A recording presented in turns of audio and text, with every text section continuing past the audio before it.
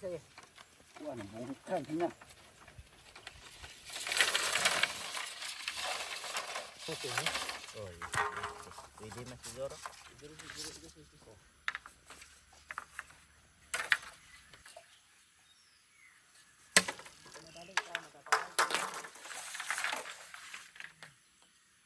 Mga ka-agri, magandang umaga po. Ito mga ka-agri yung ating buho na maliliit lang. Yung mga gadaliri lang po yung laki.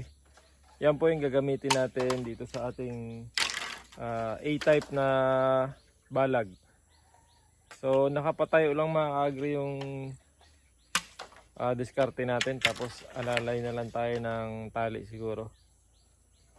So ito po yung kinorte namin dito lang sa available sa area mga ka-agri. Sige mga ka-agri, pakita namin sa inyo mamaya yung ating magiging disenyo sa A-type o yung paraan natin ng pagbabalag dito sa A-type natin.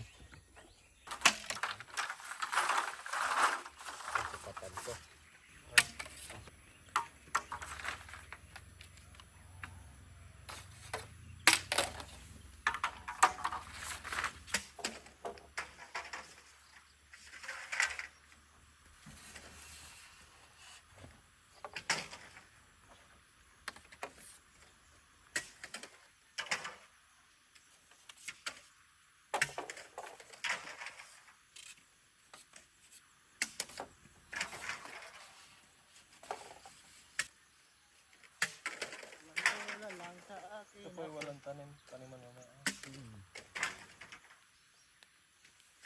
Yan.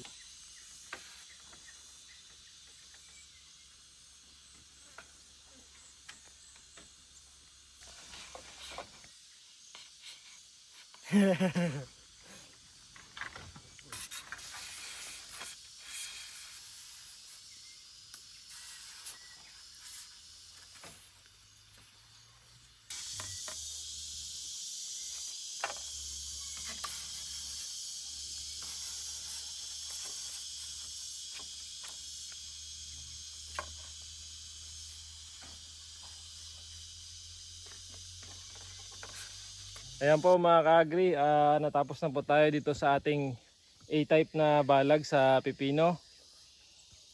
Ganito po yung naging paraan natin mga ka-agri. So ito na po to, tapos na po tong A-type natin.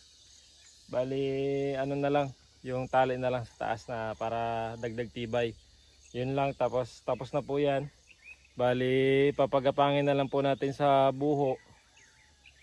So okay na po yan, subukan po natin yung ganong setup ng balag. Tapos mga ka-agri, sa second plot natin, yun yung tagdadalawang tusok na lang. Pero kailangan natin doon mga ka-agri ng panali. So bibili pa tayo noon, tapos siguro next day po yun yung isa-setup natin kung paano po yung pag-setup ng mga tali na yun na magiging balag po ng ating pipino. So ayan na po mga ka-agri yung A-type natin. Ayan. Ayan na po.